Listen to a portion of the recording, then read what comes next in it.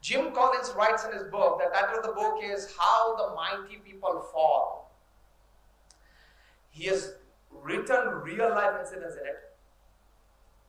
It's a 300-page book. His 40 years of experience of training professionals at different levels, he has put in this book. And he writes one sentence, which is the essence of the entire book. And he says, these mighty people came crashing on the ground. Those mighty people who would like perhaps sneeze and Wall Street would catch fever. Those people who would put their foot on the ground and the ground would shake. Those people who could perhaps lift a phone sitting on the 35th floor of a Manhattan building and topple a government in Africa.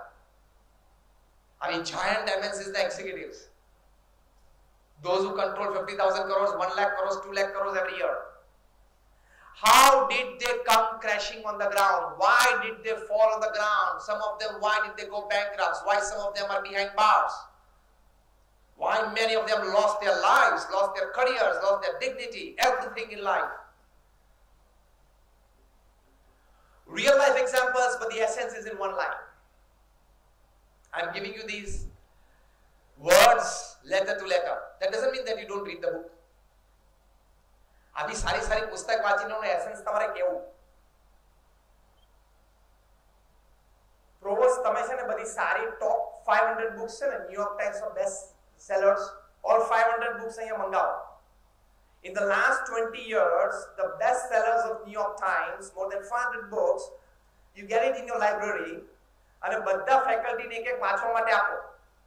અને once a week અહીંયા અડધો કલાક કે 40 મિનિટે બુકનું essence ફેકલ્ટીને કહેવાનું, આવો એક programme ચાલુ કરો, બધાને એક વાંચવા માટે આપો.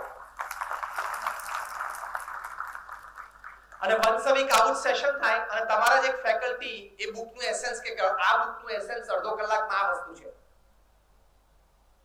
That means every year you will get essence of 50 best books that creates and strengthens your thought process.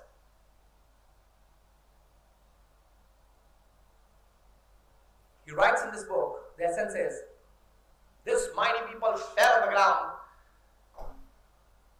In one line it is, undisciplined pursuit for more. I repeat, undisciplined pursuit for more. Gujarati ભાષામાં વધારે ને વધારે મેળવી લેવાની ગેલછામાં સિદ્ધાંત, નીતિ અને નિયમને નેવે મૂક્યા.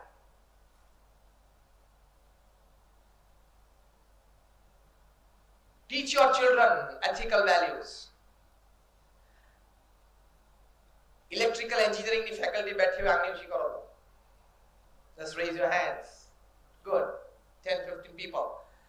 You have to tell your children ethical values. શીખવાડવા માટે you must tell your children that after becoming your engineer, you will start your job as a junior engineer, then you go on forward as a senior engineer, then you will become perhaps, if you join Gujarat Electricity Board, you will be a board member. Then after 30-35 years of service, you can become the chairman of the GB. After your 35 or 40 years of experience with electricity in the Gujarat Electricity Board, simply ask him, do you have the right to put your finger inside the plug? GB na engineer hoy અને chairman સુધીની post સુધી પહોંચ્યા હોય, એને plug ની અંદર આંગળી નાખવાનો અધિકાર છે? Yes or no?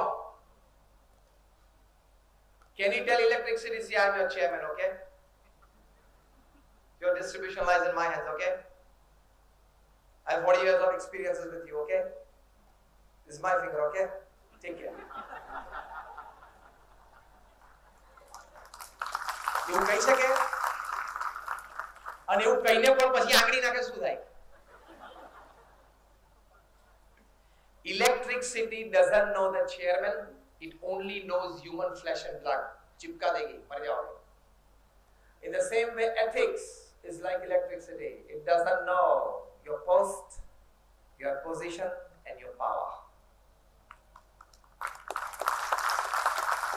Whoever you are, whatever you are, electricity doesn't know your post, position, and power. Ethics and values in life is like electricity. It doesn't know your position, power, and status. Teach your children this. Don't play with ethics. You talk of the top management gurus of the world, Stephen Covey, Og Mandino, Ken Blanchard, Anthony Robbins, Robin Smith. All this top management gurus who charge from $30,000 from 1 hour of talking to $1 lakh, they teach this to professionals. કારણ કે સામે બેઠેલા બધા faculty નથી, students of MBA નથી. સામે બેઠેલા બધા છે, they are all people who manage 10,000 crores, 25,000 crores, 1 lakh crores every year. એવા ટર્નઓવર્સ કરનાર MNCs ના એક્ઝિક્યુટિવ્સ જ છે. They are not to be taught networking and system. They are not to be taught employee-employer relationship. They are not to be taught all work procedures. They are not to be taught generation of ideas. They are not to be taught conduct of meetings. What must they be teaching to these high-end professionals? They are teaching ethics and values, morals, again and again. This is the heart of education. Attitudes, morals, ethics. Again, I repeat, 85% of his success in professional and social life will depend upon the heart of education, that is attitudes, ethics, and morals. And only 15% of his success after his academic qualification, after he comes out of university and goes into the professional life, depends upon what you have taught to him from the textbooks, that is your academics. So this is the most important aspect of life. So every period, last 5 minutes, you are supposed to teach this to your children. આજથી તમે નિયમ બનાવી દો. Your last 5 minutes. So now your period is 55 plus 5. It is not 60 minutes. It is 55 plus 5. 55 minutes is your academics. Last 5 minutes, you tell something to your children that he goes out of the classroom energized, inspired, motivated, rejuvenated. He goes back to his house in the evening, deciding to do something. That is attitude in life.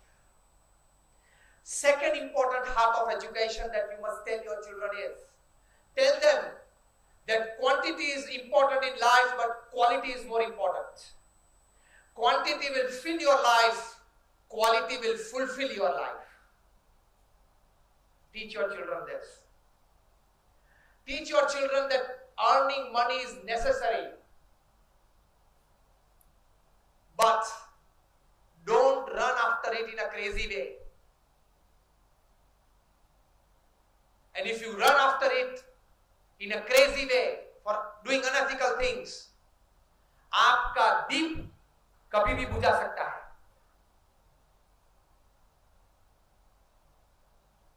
Flowery दीप हो ना, तो भी बुझा जाएगा.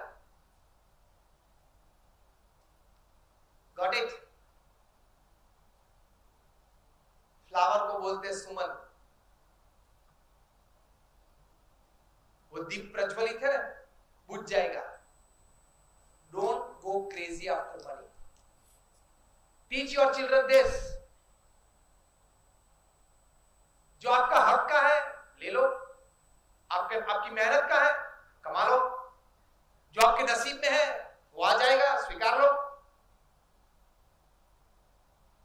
Teach your children that quantity is not everything in life. If money can buy you the best of branded clothes and branded jewelry, it can't buy you beauty and handsomeness.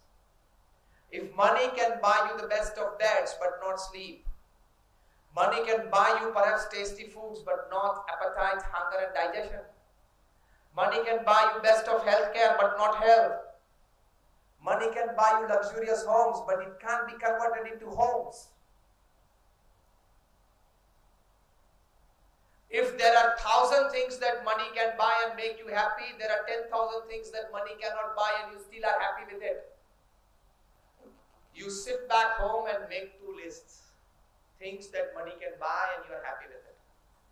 And things that money cannot buy and you badly need it and you are more happy with it. Trust, love, peace, happiness, relationships, compassion, love, pity. All these things money cannot buy. Teach your children this. You definitely work 8 hours a day in your professional life to earn money, but don't be crazy after it and don't give it enough power. The biggest trouble of the 21st century is that we have given money more power than it deserves. We have given money the power to take our life decisions, and that is too much. We have made money our identity. Things that money can buy, we have made our identity. Branded clothes, our identity. A good car, our identity. A good house, our identity. Teach your children that there is life beyond money. And there are thousands of people who are more happy with lesser money than those people with more money.